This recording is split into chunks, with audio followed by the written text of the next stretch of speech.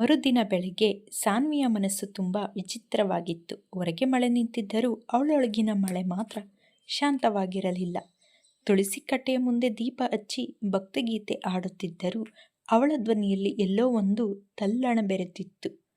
ಕಾಯೋ ಶ್ರೀ ಹರಿಯೇ, ಮನದ ನೋವ ನೀ ಅರಿತು.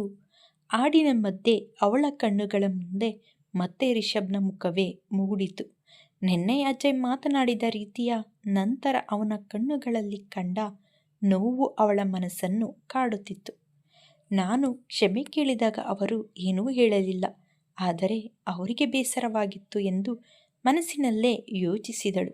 ಅದರಲ್ಲಿ ಲಲಿತಾ ಅಲ್ಲಿಗೆ ಬಂದರು. ಸಾನ್ವಿ, ಇವತ್ತು ಕಾಲೇಜಿನಲ್ಲಿ ಏನಾದರೂ ವಿಶೇಷ ಕಾರ್ಯಕ್ರಮ ಇದೆಯಾ? ಹೌದು ಅಮ್ಮ, ಸಾಂಸ್ಕೃತಿಕ ಕಾರ್ಯಕ್ರಮ ಇದೆ. ಹಾಂ, ಅದಕ್ಕೇನ ಇಷ್ಟು ಬೇಗ ಸಿದ್ಧವಾಗಿದೆಯಾ? ಸಾನ್ವಿ ಸಣ್ಣದಾಗಿ ನಕ್ಕಳು. ಅವಳು ಇಂದು ಬಿಳಿ ಬಣ್ಣದ ಸೀರೆ ಧರಿಸಿದಳು. ಕೆಂಪು ಹಂಚಿನ ಸರಳ ಸೀರೆ, ಉದ್ದ ಕೂದಲಿಗೆ ಮಲ್ಲಿಗೆ ಹೂವು, ನೆತ್ತಿಯಲ್ಲಿ ಚಿಕ್ಕ ಕುಂಕುಮ. ಅವಳನ್ನು ನೋಡಿದರೆ ದೇವಾಲಯದ ಶಾಂತಮೂರ್ತಿಯಂತೆ ಕಾಣುತ್ತಿತ್ತು. ಬೆಳಗ್ಗೆ ಬಂದ ಅಜಯ್ ಕೂಡ ಕ್ಷಣಕಾಲ ತಂಗಿಯನ್ನು ನೋಡಿದ. ಬಹಳ ಚೆನ್ನಾಗಿ ಕಾಣಿಸ್ತಾ ಇದೆಯಾ? ಥ್ಯಾಂಕ್ಸ್ ಅಣ್ಣ ಎಂದು ಅವಳು ನಕ್ಕಳು. ಅಜಯ್ ಮುಖದಲ್ಲಿ ನಗು ಇದ್ದರೂ ಮನಸ್ಸಿನಲ್ಲಿ ನಿನ್ನೆ ದಿನದ ಘಟನೆ ಇನ್ನೂ ಕಾಡುತ್ತಿತ್ತು.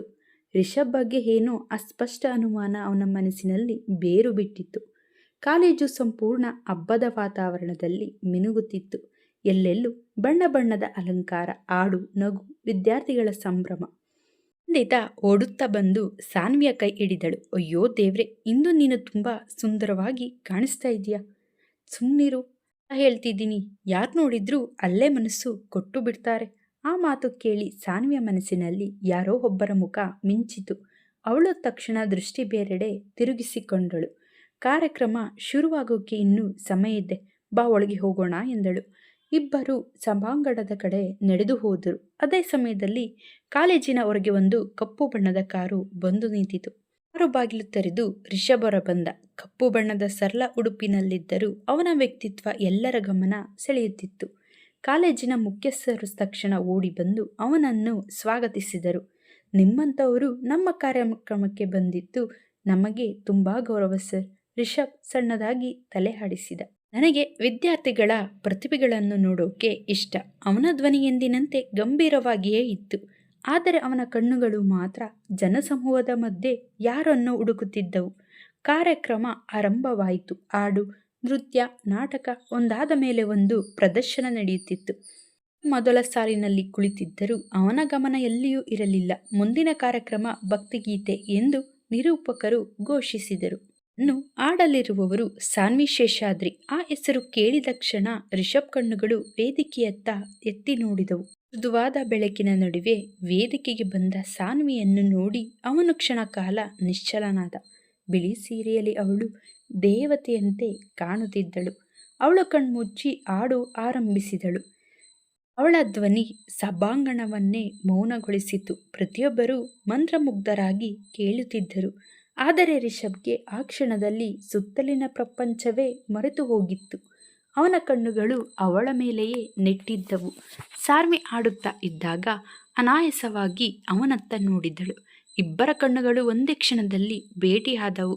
ಆ ಕ್ಷಣದಲ್ಲಿ ಸಮಯವೇ ನಿಂತಂತಾಯಿತು.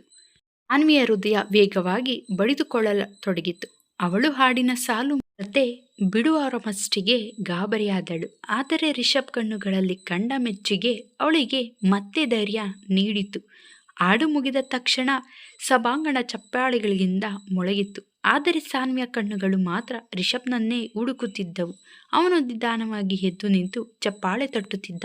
ಮೊದಲ ಬಾರಿಗೆ ಅವನ ಮುಖದಲ್ಲಿ ನಿಜವಾದ ಹೆಮ್ಮೆ ಕಾಣಿಸುತ್ತಿತ್ತು. ಕ್ರಮ ಮುಗಿದ ನಂತರ ಎಲ್ಲರೂ ಸಾನ್ವಿಯನ್ನು ಅಭಿನಂದಿಸುತ್ತಿದ್ದರು. ನಂದಿತ ಕಿವಿಯಲ್ಲಿ ನಿಧಾನವಾಗಿ ಹೇಳಿದಳು, ನಿನ್ನ ಹಾಡಿಗಿಂತ ಯಾರೋ ಒಬ್ಬರು ನಿನ್ನನ್ನೇ ಹೆಚ್ಚು ನೋಡುತ್ತಿದ್ದರು ನಂದಿತಾ ಎಂದು. ಸಾನ್ವಿ ನಾಚಿಕೆಯಿಂದ ಅವಳ ಕೈ ತಳ್ಳಿದಳು. ಅಷ್ಟರಲ್ಲಿ ಕಾಲೇಜಿನ ಮುಖ್ಯಸ್ಥರು ಅಲ್ಲಿಗೆ ಬಂದರು. ಸಾನ್ವಿ, ಮುಖ್ಯ ಅತಿಥಿಗಳು ನಿನ್ನನ್ನು ಭೇಟಿಯಾಗಬೇಕು ಅಂತಿದ್ದಾರೆ. ಅವಳ ಹೃದಯ ಜೋರಾಗಿ ಬಡಿದಿತ್ತು. ನನ್ನನ್ನು ಸರ್? ಹೌದು. ಅವಳು ನಿಧಾನವಾಗಿ ಅವರ ಜೊತೆ ನಡೆದಳು. ಕೊಠಡಿಯೊಳಗೆ ನಿಂತಿದ್ದ ರಿಷಬ್ ಅವಳನ್ನು ನೋಡಿದ ಕ್ಷಣ ಅವನ ಕಣ್ಣುಗಳಲ್ಲಿ ಮತ್ತೆ ಅದೇ ಶಾಂತಿ ಮೂಡಿತು. ತುಂಬ ಚೆನ್ನಾಗಿ ಆಡಿದ್ರಿ ಎಂದನು. ಸಾನ್ವಿಗೆ ಮಾತೇ ಬರಲಿಲ್ಲ. ಥ್ಯಾಂಕ್ ಯು ಸರ್, ನಿಮ್ಮ ಧ್ವನಿಯಲ್ಲಿ ಮನಸ್ಸಿಗೆ ಶಾಂತಿ ನೆಮ್ಮದಿ ದೊರೆಯುತ್ತೆ. ಆ ಮಾತು ಕೇಳಿ ಅವಳ ಮುಖ ಕೆಂಪಾಯಿತು. ಮೊದಲ ಬಾರಿಗೆ ಯಾರೋ ಅವಳ ಹಾಡನ್ನು ಹೀಗೆ ಮನಸಾರೆ ಮೆಚ್ಚಿದರು. ಕಾರ್ಯಕ್ರಮಕ್ಕೆ ಬರ್ತೀರಾ ಅಂತ ನನಗೆ ಗೊತ್ತಿರಲಿಲ್ಲ. ನನಗೂ ಗೊತ್ತಿರಲಿಲ್ಲ ಎಂದ ರಿಷಬ್ ನಿಧಾನವಾಗಿ. ಕ್ಷಣಕಾಲ ಇಬ್ಬರ ನಡುವೆ ಮೌನ ಆವರಿಸಿತು.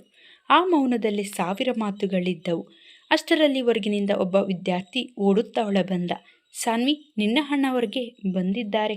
ಆ ಮಾತು ಕೇಳಿದ ಕ್ಷಣ ಸಾನ್ವಿಯ ಮುಖ ಬದಲಾಯಿತು. ಅಜ್ಜಯ್, ಅವಳು ತಕ್ಷಣ ರಿಷಬ್ ಕಡೆ ನೋಡಿದಳು. ಅವನ ಮುಖ ಮತ್ತೆ ಗಂಭೀರವಾಗಿತ್ತು. ಹೋಗಿ ಎಂದನು ಶಾಂತವಾಗಿ. ಸಾನ್ವಿ ನಿಧಾನವಾಗಿ ತಲೆ ಆಡಿಸಿ ಹೊರಗೆ ನಡೆದು ಹೋದಳು. ಆದರೆ ಅವಳು ಗಮನಿಸಿರಲಿಲ್ಲ. ಕೊಠಡಿಯ ಹೊರಗೆ ನಿಂತಿದ್ದ ಒಂದು ಹುಡುಗಿ ರಿಷಬ್ ಮತ್ತು ಸಾನ್ವಿಯನ್ನು ಕೋಪದಿಂದ ನೋಡುತ್ತಿದ್ದಳು. ಅವಳ ಕಣ್ಣುಗಳಲ್ಲಿ ಅಸೂಯೆ ಸ್ಪಷ್ಟವಾಗಿತ್ತು. ರಿಷಬ್ ಜೊತೆ ಹತ್ತಿರವಾಗೋ ಧೈರ್ಯ ಮಾಡಿದ್ದಾಳ ಇವಳು ಎಂದು ಅವಳು ಹಲ್ಲು ಕಚ್ಚಿಕೊಂಡಳು. ಅದೇ ಕ್ಷಣದಲ್ಲಿ ಅವರ ಪ್ರೀತಿಯ ದಾರಿಯಲ್ಲಿ ಹೊಸ ಬಿರುಗಾಳಿ ಹುಟ್ಟಿಕೊಳ್ಳತೊಡಗಿತು. ಈ ವಿಡಿಯೋ ಇಷ್ಟವಾಗಿದ್ದಲ್ಲಿ ನಮ್ಮ ಚಾನಲ್ಗೆ ಲೈಕ್ ಮಾಡಿ, ಸಬ್ಸ್ಕ್ರೈಬ್ ಮಾಡಿ. ಧನ್ಯವಾದಗಳು.